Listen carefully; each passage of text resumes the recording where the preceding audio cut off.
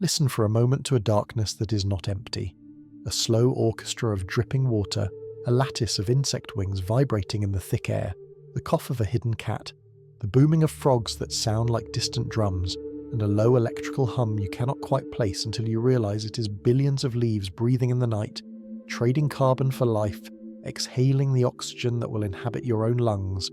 Because a jungle is never truly silent and never truly still, even when every visible branch seems frozen against the black sky. The word jungle itself slips toward you from another age, born from the Sanskrit jangala, which did not originally mean lush forest at all, but rather rough, wild, uncultivated ground, a term carried through centuries of Indo-Aryan speech, reshaped by Persian and Hindi mouths, and finally pressed into English during the British Raj, where it came to signify any tangled, tropical woodland that refused plough and surveyor's chain, so that the sound of the word already carries echoes of empire, misinterpretation, and the human impulse to label whatever we cannot easily control. When we speak of jungles today, we're usually pointing toward tropical rainforests, those humid cathedrals of green clustering around the equator in South America, Central Africa, Southeast Asia, New Guinea, and scattered oceanic islands. Ecosystems that occupy barely 6 or 7% of Earth's land surface,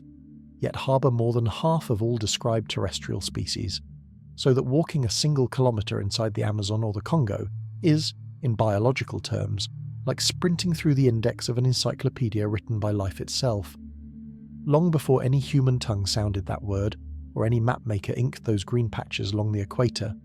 the ancestors of jungles were already shaping the planet because dense, tall forests appeared in the late Devonian and Carboniferous periods, over 350 million years ago, when tree-like plants first knit together into vast swampy woods that would later be compacted into coal. And although those primeval forests were not yet jungles in the modern sense, they set in motion the great exchange between deep-rooted plants, atmosphere and climate, drawing down carbon dioxide, thickening soils, and establishing the pattern that dense vegetation could cool a world. By the time dinosaurs prowled Triassic shorelines, tropical belts had already wrapped the equator, yet the forests of the Mesozoic were structured differently, with cycads, ferns, and conifers dominating in place of the angiosperm-rich jungles we know today, and it was only in the late Cretaceous, as flowering plants exploded in diversity, that something closer to a modern rainforest canopy unfurled over ancient river basins, inviting insects, birds, and small mammals into an increasingly layered three-dimensional maze. After the asteroid strike 66 million years ago stripped much of Earth's vegetation and ended the age of dinosaurs, the tropics became an evolutionary crucible, where fast-growing flowering plants, vines, and broadleaf trees seized open space with ferocious speed, and paleobotanical evidence from fossilized pollen in Colombia and other equatorial regions suggests that within a few million years of that catastrophe, multi-tiered rainforests had already reassembled, their complex canopies creating such dark understories that shade-loving shrubs, fungi, and stealthy predators flourished in perpetual twilight. Modern jungles such as the Amazon are ancient in geological time, yet still restless in their geography, because sediments drilled from beneath the basin show that parts of this forest have existed in some form for at least 55 million years, though the exact boundaries have shifted with climate pulses and river migrations, so that what appears to us as timeless wilderness is in fact a long-lived but ever-rewritten manuscript, edited by tectonic uplift in the Andes, sea level changes along Atlantic shores, and subtle tilts in Earth's orbit that alter rainfall over tens of thousands of years. A jungle is not a single layer of trees, but an elaborate vertical city, whose architecture you can only fully sense if you imagine yourself rising, like a slow balloon, from the leaf-littered floor through successive stories. First, the dark ground realm, where leafcutter ants march in shining green processions and beetles burrow through decaying wood. Then the understory, cool and still, where broad leaves stretch like hands to catch what little light filters down. Next, the mid-canopy, alive with birds, monkeys and orchids. And finally the emergent giants, towering trunks that break free into full sunlight, their crowns catching the first and last rays of the day, and channeling torrents of rain along buttressed roots when storms slam the forest. Every structural detail of that living tower reflects adaptation to relentless competition for light and water. Trees often shoot up with slender poles of trunk and only begin branching near the top. Lianas twist and climb by exploiting others' strength. Epiphytes such as orchids and bromeliads perch on branches to avoid the darkness below, and some palms develop stilt roots that anchor them on unstable slopes or allow them to creep, millimetre by millimetre, toward better illumination as older trunks around them collapse. Jungles do not merely receive rainfall, they manufacture their own weather, because every day countless stomata on leaves open to release water vapour drawn up from deep soils, forming invisible plumes that merge into clouds, and in places like the Amazon, this recycling of moisture is so intense that a molecule of water may fall as rain, be taken up by a root, transpired into the air, and fall again 5 or 6 times before finally drifting out over the ocean, meaning that the forest is as much an atmospheric engine as it is a terrestrial habitat. Within this climatic machine, temperatures vary less than in temperate lands, so seasons are defined more by oscillations between wetter and drier months than by dramatic swings of heat and cold, and many trees have evolved fruiting and flowering cycles keyed to these shifts, releasing ripe figs, nuts, or pods, either in synchrony to overwhelm predators with abundance, or in staggered sequence to maintain a steady supply for animals that, in return, disperse their seeds far from the parent tree's shade. Human beings are late arrivals in this towering conversation between roots, rain, and sunlight. But as soon as our ancestors reached the tropics, they began to read and reshape the jungle's logic, because archaeological traces in Amazonian soils and Southeast Asian caves show that hunter-gatherers learned to navigate dense foliage tens of thousands of years ago, tracing animal trails, memorizing fruiting cycles, and mapping streams long before written language framed such knowledge in permanent script. To imagine a Paleolithic human moving through early Holocene jungle, picture a body stripped of the protective illusions of modern clothing and metal, forced to interpret the smallest shift in the chorus of sound, the dull thud that means a fruit has dropped nearby, signalling a possible feeding congregation of monkeys, the abrupt silence of birds that often precedes the stealthy approach of a large cat, the rising whine of mosquitoes that thickens wherever stagnant pools have formed, bringing not only irritation but the invisible threat of malaria or other vector-borne fevers that may have shaped our species' genetics by favouring mutations conferring partial resistance. Jungle-dwelling peoples became consummate ecologists without ever using that scientific term, as evidenced by groups like the Mbuti and Aka in the Ituri forest of Central Africa, whose oral traditions describe trees, animals, and clearings as components of a living whole, and whose hunting taboos and seasonal movements restrict pressure on certain areas, practices which 20th century anthropologists initially romanticized as mystical, but which in fact encode careful empirical observation across generations, turning memory into a form of management. The world's first agricultural civilizations often arose in river valleys just outside of or adjacent to jungle belts, drawing on the rich sediments that these forests had long supplied, and early farmers quickly learned that clear-cutting large swathes of tropical forest was self-defeating, because after a brief flush of fertility from ash and decomposing roots, the thin tropical soils, heavily leached by constant rainfall, lost nutrients and turned to hardened laterite.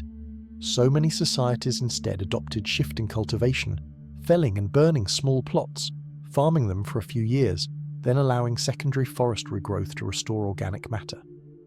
In the Indian subcontinent, early Vedic texts already carry a sense of dichotomy between cultivated land and wild jangala, shaping a worldview in which sedentary agriculturalists define themselves against forest peoples, even as they depended on those same forests for timber, honey, medicines, and precious resins, and as the Indus Valley civilization and later Mauryan and Gupta empires expanded, they pushed their boundaries into monsoon forests that, though not always as evergreen as equatorial jungles, still formed complex seasonally lush canopies teeming with macaques, languors, hornbills, and tigers. Far to the east, in what is now southern China and northern Vietnam, early rice cultivators carved paddies from valley bottoms, while steep hills around them stayed cloaked in subtropical rainforest. And as Chinese dynasties consolidated power on the northern plains, the jungled south appeared in imperial chronicles as a realm of barbarian tribes, venomous mists and exotic products such as lacquer, cinnamon, and precious hardwoods, so that political unification and deforestation marched together over centuries as Han and later states cut and converted those forests into farmland and plantations. Across the Pacific, where the wide Amazon basin once seemed to Europeans an untouched realm, we now know that pre-Columbian societies built complex lives within and alongside the jungle, because scattered across river terraces lie the traces of geoglyphs, causeways, earthworks, and especially dark, fertile anthropogenic soils known as terra preta, rich in charcoal and organic waste, produced by centuries of intentional burning and composting,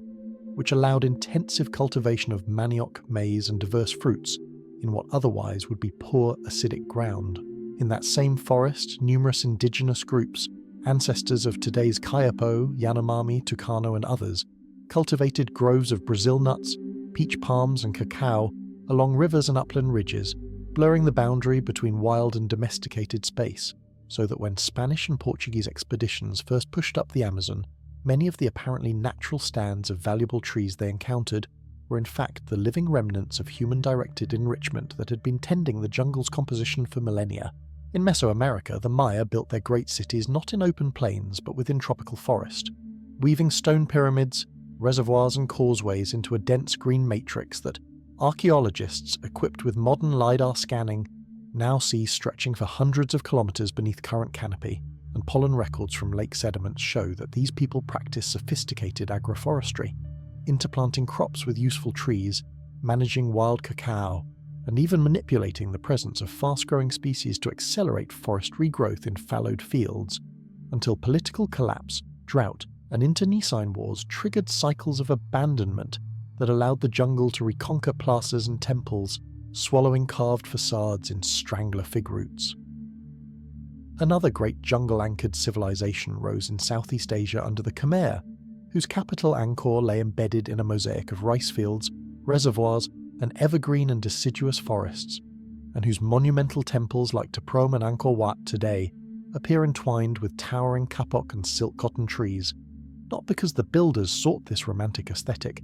but because, after the city's decline and partial desertion in the 14th and 15th centuries, the surrounding monsoon forest crept back in, sending roots between masonry blocks, while lichen and bromeliads established microforests on collapsing roofs, providing a later European imagination with the iconic image of a jungle-claiming stone. Long before Europeans dreamed of tropical voyages, Indian Ocean and South China Sea sailors had already threaded the coasts of jungle-clad lands, and between the first millennium BCE and the early centuries CE, Austronesian seafarers, merchants from Tamilakam, and Malay polities like Srivijaya wove a maritime trading network that revolved around jungle products as much as spices from drier zones,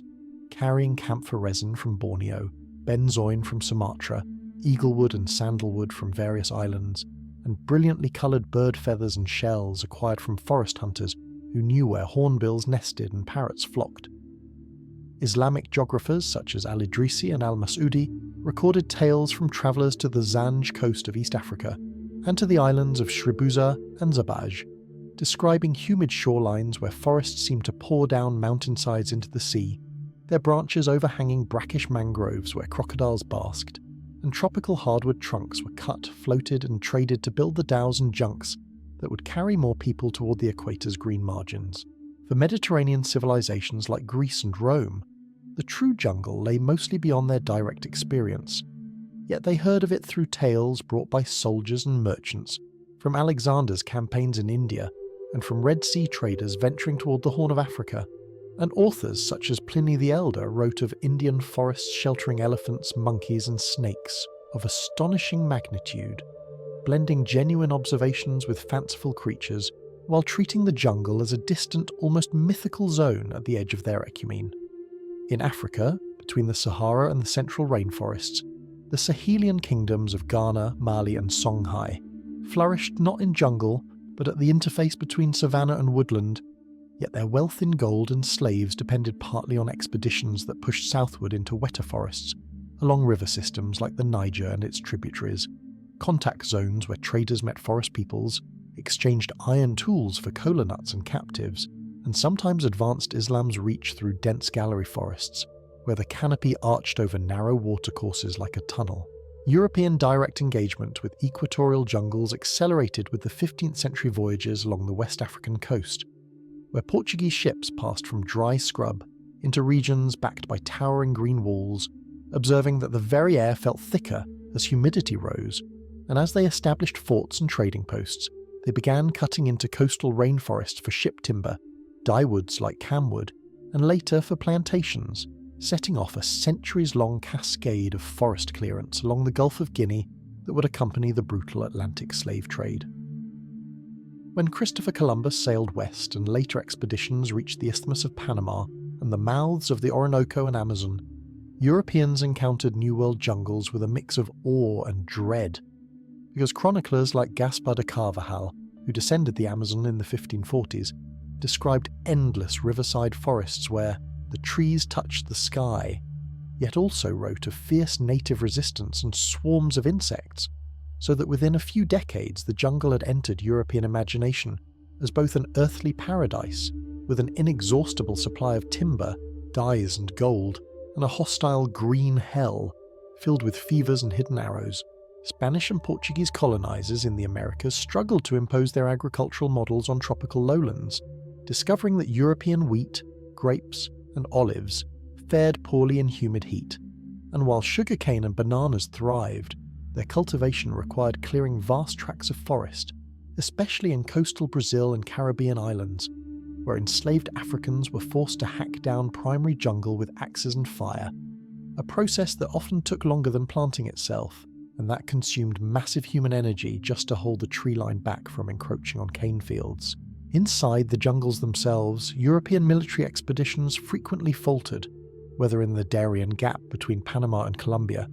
where Scottish settlers in the late 17th century attempted to build a trading colony only to succumb to disease and logistical failure amid choking vegetation, or in the dense Guianas, where French and Dutch ventures found that supply lines collapsed when rivers flooded, trails vanished under regrowth, and iron tools rusted rapidly in constant damp, reminding imperial planners that the world's richest forests were also some of its hardest landscapes to command. Even as colonial administrators cursed the jungle's resistance, European scientists and naturalists were drawn into its interior by curiosity and the promise of discovery. With Alexander von Humboldt's early 19th century journey along the Orinoco and across to the Amazon serving as a template, as he climbed Tepuis and drifted through flooded forests, meticulously recording temperature, humidity, and species distribution, and emerging with the insight that jungles were not chaotic tangles, but highly structured ecosystems in which altitude, rainfall, and soil composition created predictable shifts in vegetation and wildlife. In British India, botanists such as Joseph Dalton Hooker travelled from Himalayan foothills down into northeastern hill forests and Assam's lowland jungles, sending back to Kew Gardens thousands of specimens of orchids, ferns, and hardwood saplings, feeding not only botanical taxonomy but also imperial commerce. Because once a plant's useful properties were recognised, colonial states could transplant it into new territories, as happened with cinchona trees from Andean cloud forests, whose bark yielded quinine, the first effective treatment for malaria, and which, once cultivated in plantations in Java and British India, changed the calculus of European survival in tropical zones. The very possibility of long-term European presence in jungles depended on such pharmacological breakthroughs, since before quinine, malaria, yellow fever, and a host of other vector-borne and parasitic diseases routinely decimated colonial garrisons and expeditions, shaping a grim arithmetic where the jungle appeared as a physiological adversary as much as a geographical one. Yet local populations often possessed detailed understanding of medicinal plants, using bark, roots, and leaves from dozens of species to treat fevers, wounds, and snake bites, knowledge that missionaries and doctors occasionally recorded but more often ignored or appropriated without credit. Rubber stands as one of the most dramatic examples of how a single jungle product could reshape global history, because the heavier Brasiliensis tree, native to the Amazon, produces a milky latex that indigenous peoples had used for centuries to waterproof fabrics and make bouncing balls. But in the 19th century, as industrialization demanded flexible hoses, gaskets, and later bicycle and automobile tires, that forest-borne sap became a strategic commodity, and the Amazon's jungles turned into arenas of feverish extraction and astonishing cruelty. During the Brazilian and Peruvian rubber booms at the turn of the 20th century, companies established outposts deep along tributaries such as the Putumayo, coercing indigenous communities into tapping wild rubber trees scattered through the jungle, forcing them to walk long distances to slash bark, collect latex and smoke it into balls, all under the supervision of armed overseers who used mutilation, hostage-taking and massacres to enforce production quotas, so that the dark stories of the Casa Arana atrocities entered global consciousness as journalists and British consuls exposed how one of the world's greenest landscapes had become a theatre of blood. Further east, the Congo Basin's jungles endured a parallel nightmare under King Leopold X's personal regime, where forced labour systems compelled villagers to deliver set amounts of wild rubber, measured not by weight but by the number of baskets filled, and failure to comply could lead to severed hands, burned villages, or abduction, while the forest itself, though vast, could not easily sustain the unsustainable harvest, leading to progressive depletion of easily accessible vines and trees and requiring deeper forays into the interior that snapped traditional rhythms of hunting and farming. The geography of natural rubber shifted sharply once British operatives smuggled hevea seeds out of Brazil in 1876, sending them to Kew, where germinated seedlings were transferred to Ceylon and Malaya, leading to plantation economies in Southeast Asia that systematically cleared lowland rainforest to plant regimented rows of rubber trees, a transformation that dramatically altered local ecologies by replacing species-rich forests with monocultures vulnerable to pests, and by accelerating soil erosion, even as it broke the Amazon's monopoly and rewrote global trade patterns. Jungle clearings for plantations also multiplied for tea, coffee, sugar and oil palm, and wherever these estates expanded, colonial regimes often classified intact forests as either wasteland ripe for improvement or reserved timberlands under state control, marginalising indigenous and forest-dwelling communities by criminalising their traditional shifting cultivation, hunting and gathering practices, thereby rendering long-inhabited jungles as supposedly empty frontiers in the legal imagination,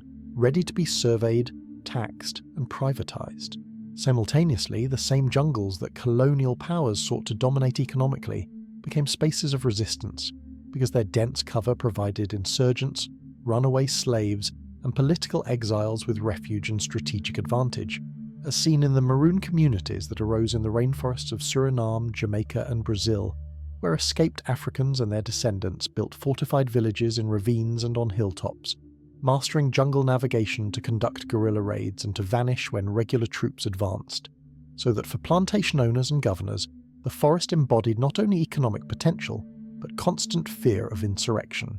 In Southeast Asia, bands of anti-colonial fighters, from Filipino revolutionaries in Luzon's jungled mountains to Indonesian partisans on Sumatra and Borneo,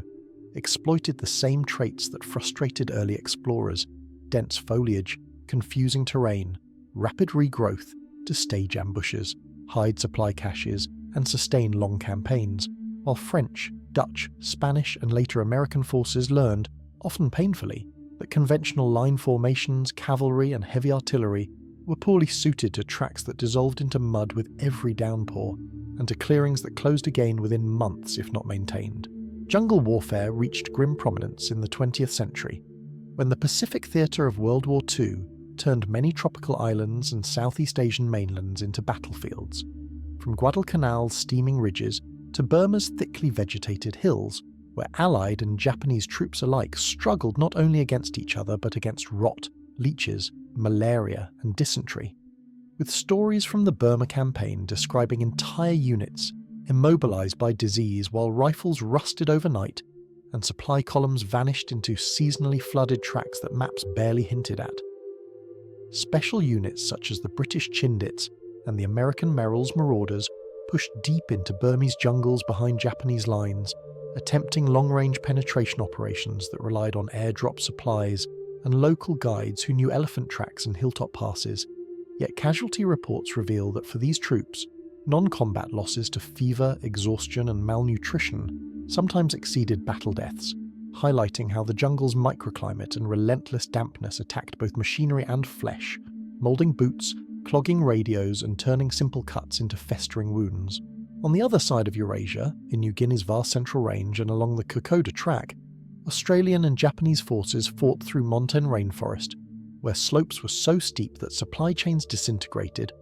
Rainfall could reach more than 3,000 millimetres a year, and the canopy blocked not only sunlight, but aerial reconnaissance, making each ridge a blind ascent into potential ambush and leaving behind wartime relics, rusting helmets, ammunition boxes, aircraft wreckage,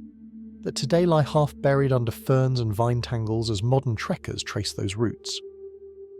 After World War II, as European empires crumbled, new conflicts erupted in jungled regions during decolonisation and the Cold War, from the Malayan Emergency, where British and Commonwealth troops hunted communist insurgents through dense diptera forests, to the long wars in Vietnam, Laos and Cambodia, where the US and its allies deployed massive air power and chemical defoliants like Agent Orange to strip tree cover along the Ho Chi Minh Trail, a logistical network that threaded through rugged jungle and exploited every fold of the Annamite Mountains to conceal trucks, paths and supply depots from bombers. Those defoliation campaigns etched a toxic legacy into the jungle itself, because Agent Orange and related herbicides, sprayed over millions of hectares, killed not only leaves but also severely damaged forest regeneration in heavily affected zones, while dioxin contamination entered soils and waterways, accumulating in fish and human bodies, producing birth defects and cancers that endure long after the jungle canopy has regrown in patchy fashion, demonstrating that the apparent resilience of tropical vegetation can mask long-term invisible harm.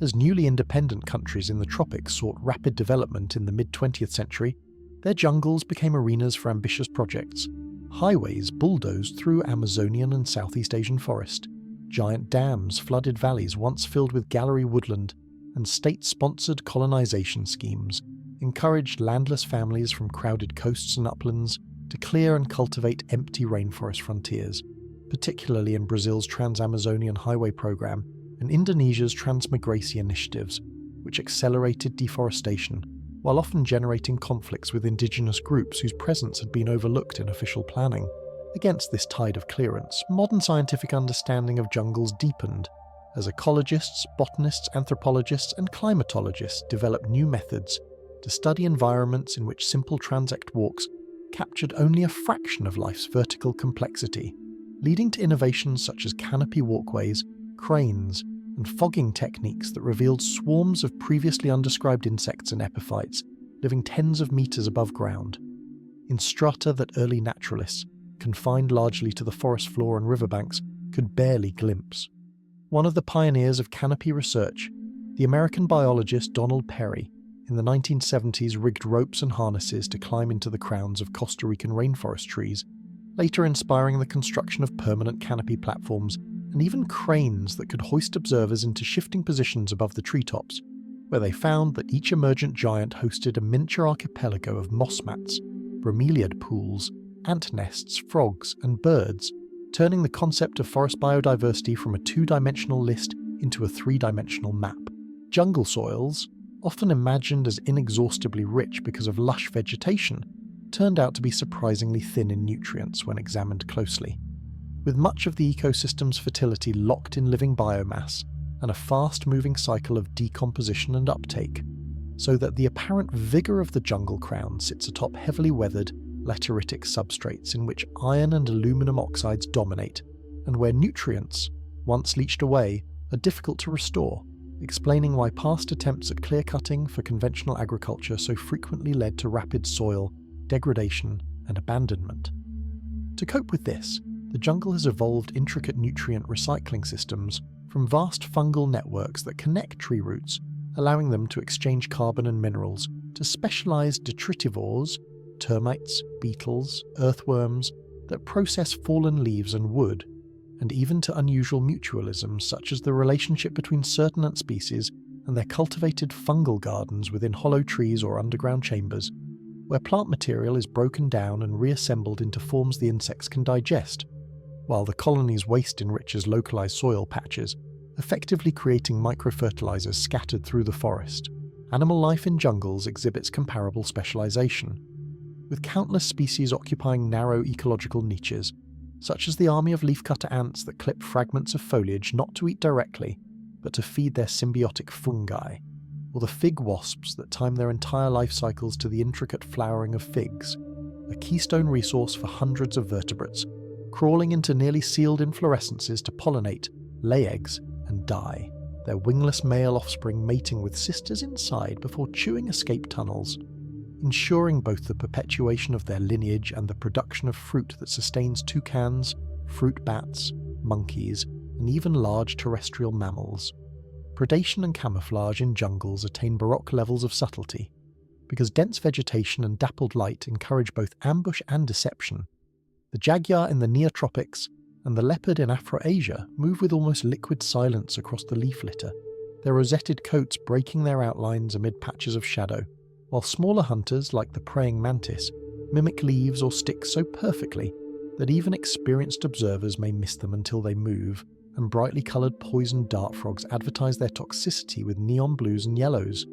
deterring would-be predators in a chemical arms race that has yielded compounds of great interest to modern pharmacology. Jungles also generate a riot of sound used for communication in environments where visibility is restricted.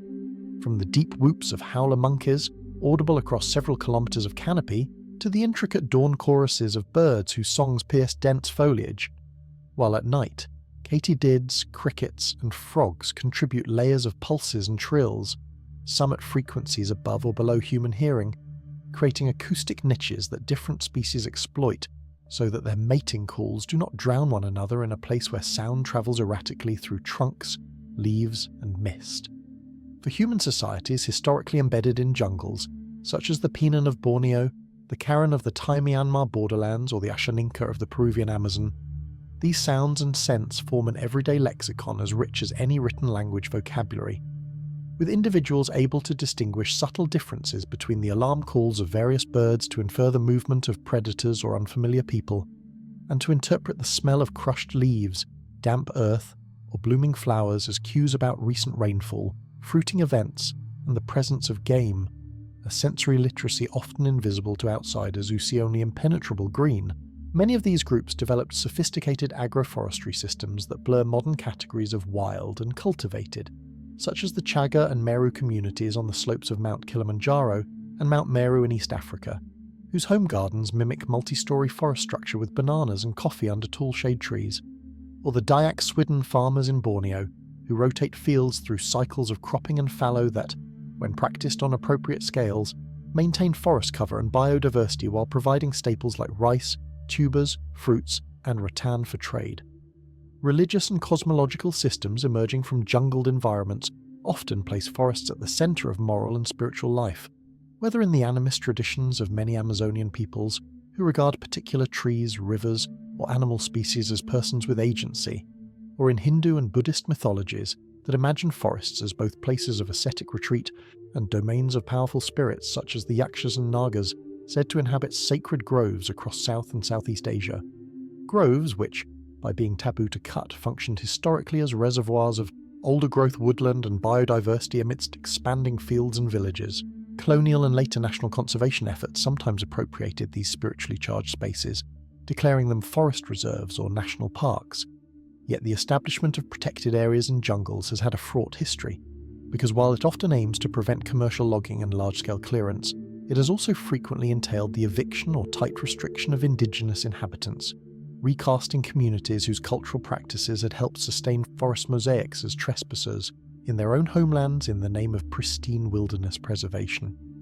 Simultaneously, the image of the jungle in popular culture, particularly in Europe and North America, diverged sharply from the lived realities of those who knew it intimately, as adventure novels, travelogues, and later films portrayed dense forests as exotic backdrops for heroism or terror, from H. Rider Haggard's tales of lost cities hidden in overgrown interiors to Joseph Conrad's Heart of Darkness, whose Congo setting framed the jungle as a mirror for supposed human savagery, and into Tarzan stories and Hollywood depictions that populated jungles with improbable assemblages of African, Asian, and American fauna, coexisting in one ahistorical generalized wild. These cultural constructions have consequences, because by framing jungles as chaotic, dangerous, and fundamentally separate from civilization, they have sometimes justified both their exploitation, since they are seen as wasted until tamed, and their exclusionary protection, where the human histories and ongoing presence of forest peoples are erased.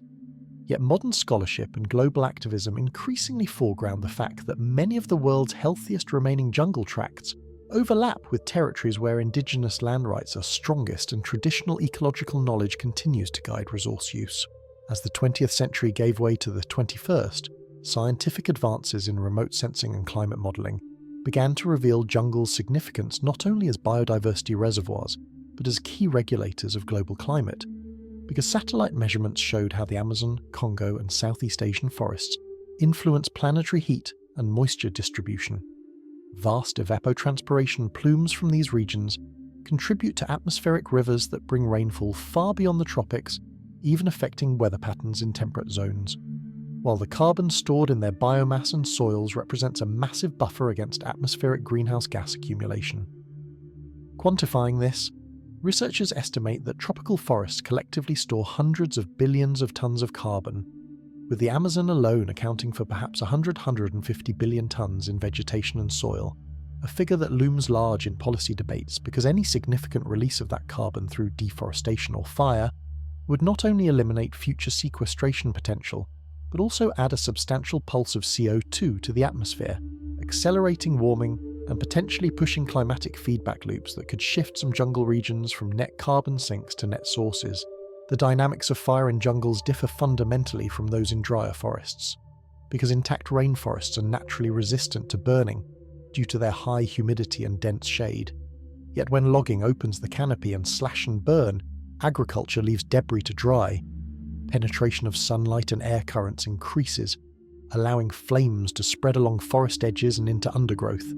And intense El Niño-linked droughts in places like Indonesia have, in recent decades, allowed peat-rich swamp forests to smoulder for months, releasing thick haze that chokes cities and spreads across national borders, illustrating how altered microclimates can tip once fire-immune landscapes into flammable states. Oil extraction, mining, and infrastructural megaprojects add further pressures to jungles, carving roads that act as conduits not only for trucks but for settlers, hunters, and land speculators,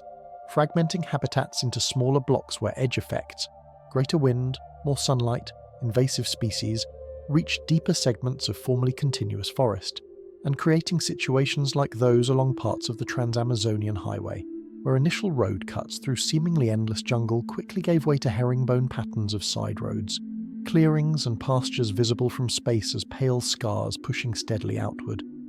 Yet even as such forces advance, jungles demonstrate remarkable, though not limitless, resilience, sprouting secondary growth on abandoned fields and logging tracks,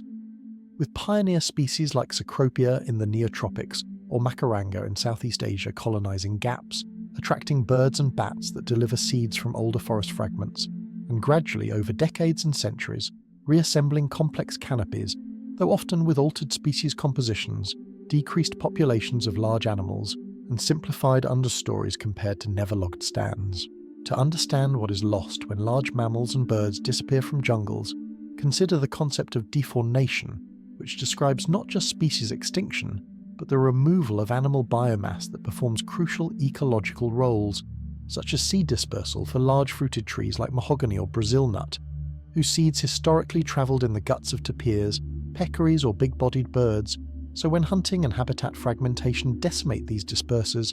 the regeneration patterns of those trees shift, leading gradually to forests dominated by species with small, wind or gravity-dispersed seeds, and thereby changing canopy structure and even carbon storage capacity. Some of the most intriguing recent discoveries about jungles have emerged from archaeology, which increasingly overturns older notions of untouched wilderness by revealing extensive pre-modern land use networks beneath current canopy, whether in the form of earthwork complexes and causeways across the Amazon, intricate raised field agriculture interlaced with forest patches in the Bolivian Llanos de Moxos, or the vast constellation of mounds, canals and settlement clusters in Cambodia and Laos detected by airborne LiDAR, all of which suggest that prior to epidemics and colonial disruptions, human societies managed jungle landscapes in ways that enhanced, rather than diminished, biodiversity at certain scales. The interaction of jungle and city remains a living process today in places like Manaus, a Brazilian metropolis that rose on the Rio Negro deep within Amazonia during the rubber boom, and now functions as an industrial and cultural hub, surrounded by flooded forests and terra firma, or in Kinshasa and Brazzaville, twin capitals bracketing the Congo River, where sprawling neighbourhoods touch the edges of miombo and tropical forest, producing peri-urban mosaics in which people still gather firewood and wild foods while also commuting into dense urban cores,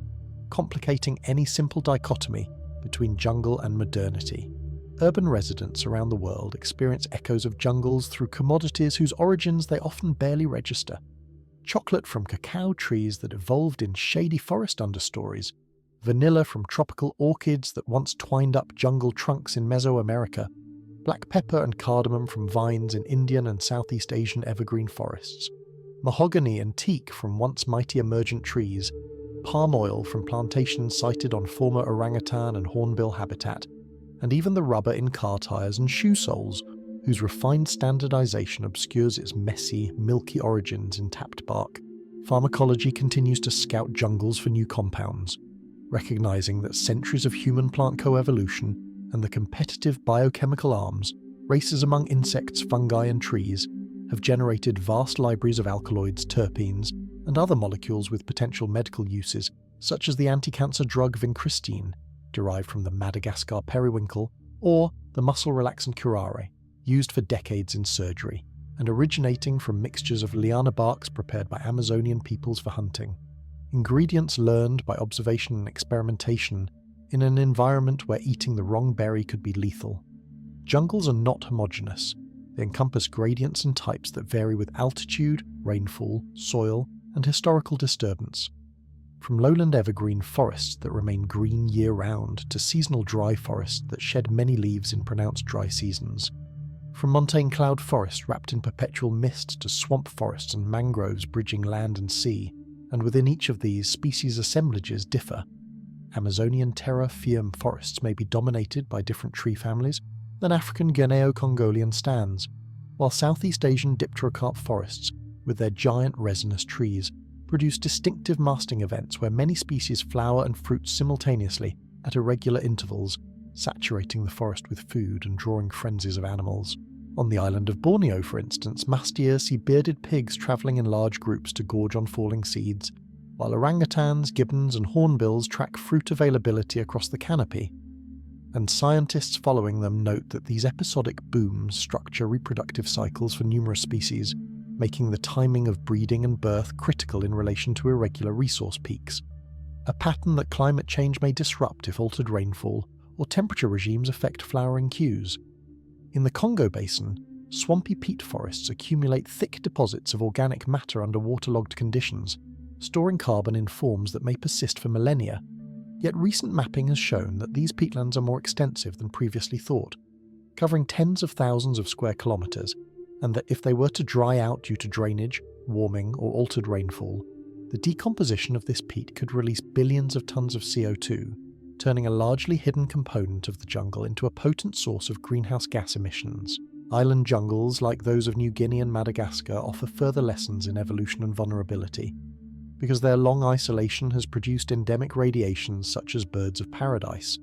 whose elaborate plumage and displays evolved amidst dense foliage where courtship arenas, or leks, often arise in specific canopy clearings, and lemurs, which diversified into numerous species occupying niches from tiny nocturnal insectivores to large diurnal frugivores, all of which now confront deforestation pressures that can erase entire lineages confined to single mountain ranges or river valleys in a matter of decades. The concept of zomia, used by some historians and anthropologists to describe upland Southeast Asian regions where diverse groups have long evaded full incorporation into lowland states, intersects with jungle in places where highland forest and rugged topography combine to create refuges, with swidden fields, forest gardens and longhouse communities tucked into cloud-shrouded valleys, and where political autonomy has historically depended on mobility, dispersed settlement, and the capacity to retreat deeper into wooded ridges when threatened by armies, taxation or forced labour schemes. In Latin America, similar patterns appear in the histories of groups like the Leycandon in Chiapas, or various Arawak and Panoan-speaking peoples in the western Amazon, who navigated shifting frontiers of missionization, rubber booms and road building by moving along rivers and deeper into forested hinterlands, maintaining pockets of cultural continuity amid encroaching states, and in some rare cases, like certain isolated groups along the Brazil-Peru border, choosing ongoing voluntary isolation, relying on the jungle's density and remoteness to avoid sustained outside contact. As scientists, activists and policymakers grapple with how to safeguard jungles In the face of accelerating global change, debates unfold not only over the size and placement of protected areas, but over recognition of Indigenous land tenure, the viability of payment for ecosystem services schemes that would reward forest stewards for keeping trees standing, and the ethics of offset programs that allow polluting industries elsewhere to claim carbon neutrality by financing jungle conservation, leaving local communities to navigate complex new forms of valuation imposed on landscapes long woven into their spiritual and practical lives. Behind all these discussions lies the more fundamental reality that jungles are living systems with their own temporal rhythms, operating on scales that stretch from the heartbeat of a hummingbird to the centuries-long life of a towering kapok tree, and that the stories encoded in their rings, their pollen grains, and their shifting species assemblages will continue to unfold whether or not human listeners are present to interpret the rising chorus of frogs after a first heavy rain, or the sudden hush that falls when a shadow passes beneath the canopy at dusk.